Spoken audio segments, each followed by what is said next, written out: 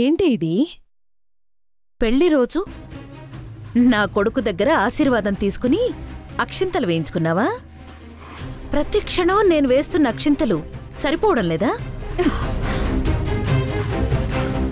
పెళ్లి రోజు అని చెప్పి పాత కథలన్నీ గుర్తు చేసి నా కొడుకు మనసు మార్చి వాడికి దగ్గరైపోదామనుకుంటున్నావా?